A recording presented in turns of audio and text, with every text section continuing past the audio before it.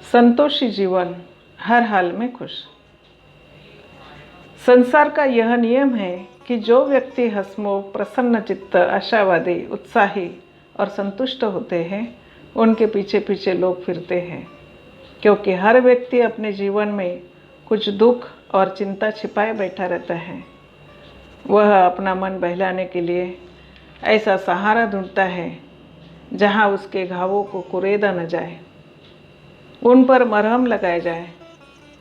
इस दृष्टि से लोग मनोरंजन में अपना बहुत सा समय और धन खर्च करते हैं। यही आवश्यकता लोग उस व्यक्ति से पूरी करना चाहते हैं जो संतुष्ट, प्रसन्न और अनुद्विग्न हो। खिले हुए गुलाब के चारों ओर भौरे इसलिए मंडराते हैं क्योंकि उसका फूल अपने आप में सर्वांगपूर्ण, प्रसन्न, विकसित और सफल दिखाई देता है। सूखे, मुरझाए और कुचले हुए तथा सड़े गले फूल पर भौरा तो क्या, कोई मक्खी भी नहीं बैठती। उसे उपेक्षा, तिरस्कार और उपहास के गर्त में फेंक दिया जाता है।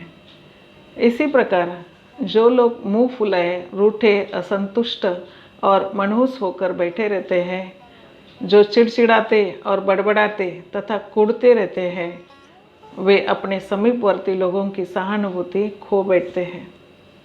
उनसे सब लोग डरने, कतराने और किनारा कशी करने लगते हैं।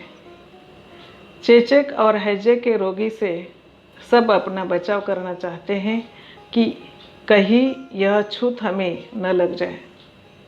असंतुष्ट और खिन्न मनुष्य से झूठी सहानुभूति कोई भले ही प्रकट कर दे, वस्तुतः मन ही मन लोग उससे घृणा करते हैं और बचने की कोशिश करते हैं। कूड़ने वाले व्यक्ति को अपनी कष्ट कथा सुनाकर कौन भला अपना दुख बढ़ाना चाहेगा। मनहूस सी शक्ल बनाए बैठे रहने वाले और अपने दुख, दुर्भाग्य का रोना रोते रहने वाले लोगों के पास बैठकर भला कौन अपना मन क्षुब्ध करने को तैयार होगा। लोग तो दुख में, संकट में और विपत्ति में भी हंसते रहने वाले लोगों की तलाश में रहते हैं। हर हाल में मस्त रहने की, संतोष की कला जिसे आती है, वह साधारण आदमियों को ही नहीं, परमात्मा को भी प्रसन्न कर सकता है। मैंने अखबार में एक सच्ची घटना पढ़ी थी कि एक व्यक्ति साधारण स्थिति का था, परंतु एक दुकानदार के पास वह प्राय प्रतिदिन आता और जब देखो तब उसके चेहरे पर संतोष की मुस्कान अटखेलियाँ करती रहती थी।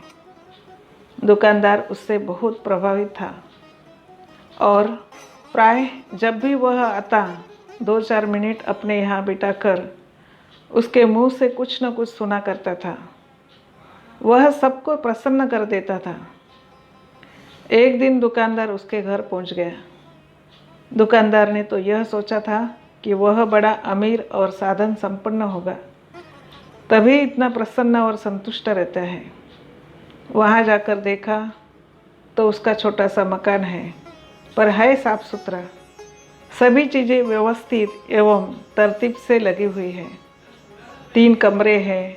एक कमरे में छोटा सा रसोई घर है, एक स्वयं के उठने बैठने का और एक सामान वगैरह रखने का कमरा है। वह जब गया तो वह स्वयं अपने छोटे बीमार लड़के की चारपाई के पास बैठा, उसके सिर पर बाम लगा रहा था। उसने कारण पूछा तो बोला, 3-4 दिनों से इसे बुखार हो गया है, इसीलिए मैं इसकी सेवा करता हूँ। दुकानदार ने पूछा, इसकी माँ नहीं है? वह क्या करती है?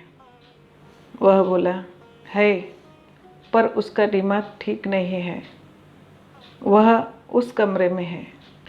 दुकानदार के आते ही उसने आनाकानी करते रहने पर भी स्वयं चाय बनाकर पिलाई थी, इसलिए उसने पूछ लिया, क्या रसोई आप ही बनाते हैं?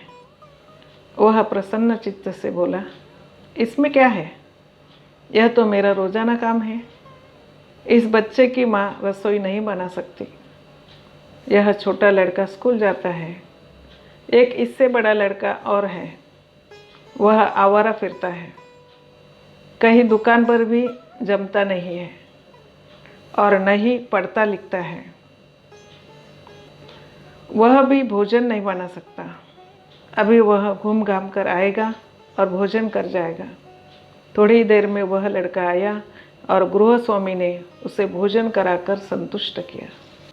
दुकानदार यह सब परिस्थिति देखकर पूछ बैठा, आप ऐसी कष्टप्रद स्थिति और थोड़ी सी आय में भी कैसे प्रसन्न और संतुष्ट रह लेते हैं?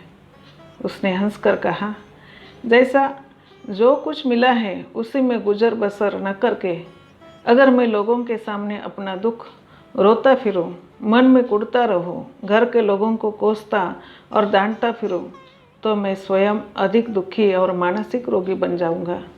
इससे बेहतर तो यही है प्रत्येक परिस्थिति को शांति और धैर्य से सहकर संतुष्ट और प्रसन्न होकर जीऊं।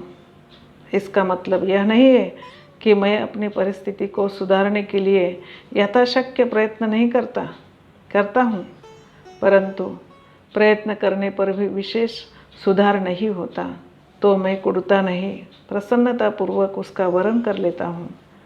संतोष मेरी साधना है। मुझे अलग से मंदिर में नहीं जाना पड़ता। मैं इसी परिस्थिति और गृहवाटिका में रहकर अपनी धर्म साधना कर लेता हूँ। दुकानदार प्रभावित होकर नमस्कार करके विदा हुआ। यह है संतोषी जीवन का ज्वलंत उदाहरण। अहम भाव को छोड़कर विपत्ति को भी संपत्ति मानना संतोष है।